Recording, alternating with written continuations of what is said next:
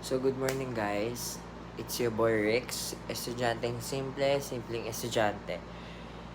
Mamaya pupunta tayo ng FEU para mag-interview. Pero, bagong lahat, breakfast at toothbrush muna tayo kasi ang baho na ng hininga natin. Okay, bye.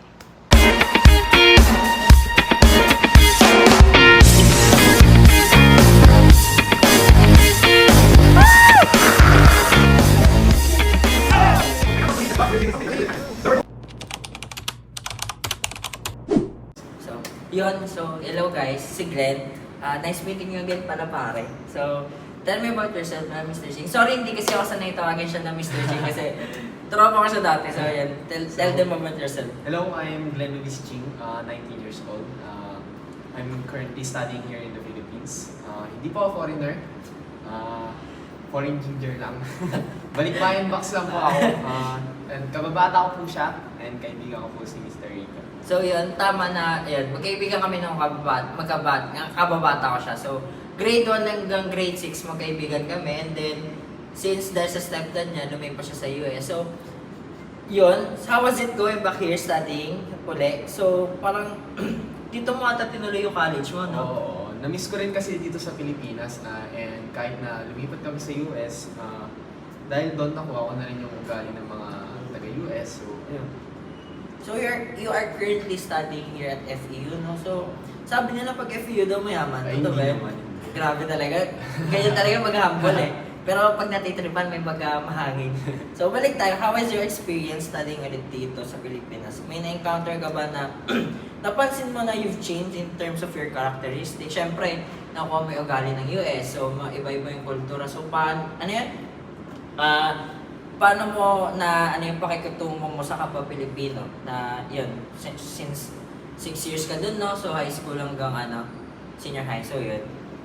Oo kailangan kasi maging engineer. And about sa question mo, oo, nagulat din ako because when I came back here in the Philippines, nagulat ako sa kaklase ko because we were assigned to make a group work. And then, I was direct to the point na magbigay ng mga gawain. Tapos, wala siya sa mood. Tapos nung natapos yung reporting namin, sabi niya, hindi niya raw nagustuhan yung ugali ko. And then I just said, sorry, na I didn't mean to do anything wrong. And then, tapos nung, ayun, natapos kami mag-present, umuwi na ako. Tapos nag-message siya sa akin, she also said sorry. And may napanood din ako na video na about sa communication styles. Na doon ko na-realize na oo nga naman, magkaiba kami ng culture, so panigurado hindi kami nagkakaintindihan. And then after all that, naging magkaka-grupo naman kami, nagkasundo na. Parang ganyan yata yung nagkatuloy yung lolo't lola ko So Magkagrupo yun. lang kami. Okay. So, tama kasi communication is not just about speaking and it's about understanding, and sometimes understanding means learning to listen beyond your own culture. So yun. So, parehas din tayo actually since vlogger ako and then syempre ang dami ko nakasalamuha. So, kailangan mong mag-adjust di ba? So, kailangan mong mag-adjust kung paano mo sila pakitunguhan, makisamahan para walang alitan na mangyari kasi mahirap na since vlogger. So, kahit paano madami nagpapapicture, syempre pag pogi, ganun talaga. So, ayun, ganun lang. So, thank you so much. Anong oras na din, Mr. Ching? May klase ka pa, so thank you so much. So, yun. Thank you. One eternity later. Guys, welcome back. Kasama ko ngayon si Princess, so bago natin guest. So, Princess, pakilala mo yung sarili mo. Hi, I'm Princess Mitao, also a vlogger. Like Rico, kaya kami naging friends and content na din sa akin. So, yun, totoo yun. Kaka-friends lang namin lately sa industriya ng pag-vlog. And then, yun, kahit pa paano nagkakasundo-sundo kasi nga vlogger. So, Princess, since you have been a vlogger, can you tell us how did vlogging change your life as your Asia? Kasi, di ba, estudyante ka. So, yun, paano ito nakatulong sa buhay mo? To be honest, vlogging really challenged my life in so many ways. Dati, super shy ako. I wasn't confident sa sarili ko. But when I started vlogging, natuto akong magsalita sa harap ng camera and I can express myself more. Ano yan?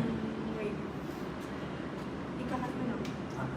It also opened a lot of opportunities, kahit simpleng collab or small support from followers, sobrang fulfilling siya. And syempre, kahit busy sa school, vlogging became my creative outlet para siyang pahinga from all the academic stress. And so yeah, being a student and a vlogger at the same time is challenging pero worth it. Tama, kasi pares talaga tayo ng posisyon ngayon kasi ako bumalik ako sa pag-engineering student kasi tumigil ako ng 2 taon para masustentan, pero dahil nga dahil bored ako, so nag-start ako mag-vlog, and then yun, kahit pa paano nakapag-gusto sa magulang, natutulungan, at yun, tinutuloy ko na engineering ko. So, balik tayo. Since student ka ng FEU, kamusta pala yung mga classmates mo? Kasi syempre, sa FEU daw madaming mayaman, sabi nila. So, paano sila napapakasamahan dahil sa FEU din pala madami, di ba, may ibang lahi nakasalmuha mo. So, yun, paano mo sila makakikisamahan? Since I've been a student at FEU since high school, ang dami ko na natutunan tungkol sa Pilipinas at sa kultura natin. Lalo na yung kahalagahan ng pakikisama kahit ano pa ang lahi o pinagmulan ng isang tao. Alam mo, napansin ko na ang ganda talaga ng may pinagsamahan at marunong makisama. One time, may group research kami, di pa kami magkakakilala. Kaya ang hirap i-approach ng iba, wala pang gumagalaw, so I had to step up as leader. Pero habang tumatagal, naging close kami. Sabay kami kumakain, natutulog sa isang bahay para matapos ang paper namin. And dahil doon, masaya yung process. Hindi ko akalaing masarap pala gumawa ng research, basta solid yung grupo. And guess what? We are friends. Wow, grabe. So, actually, totoo yung sinabi mo. Kasi may kasabihan nga na, when hearts unite and hand joins together, even the biggest mission becomes possible. So, maganda na marunong ka makisama kasi nga, mas, parang Power Rangers yun pag kulang isa. So, syempre, mas lalakas kayo pag sama-sama kayo. Tsaka, yung bonding ba, parang pag need mo ng tulong sa iba, syempre, tutulungan ka nila. Tapos, pag sila naman yung may need ng tulong, hindi tutulungan ka nila. So, yun. So, grabe, good to hear. Congratulations pala sa research nyo. Grabe. Para research na lang. Mamaya pag uwi mo, mag-isip ka pa ng content Kaya, So, yun. Okay, so time na din. So, yun. Sana may natutunan kayo sa pag-usap namin ni Princess. So, thank you so much. Okay. bye.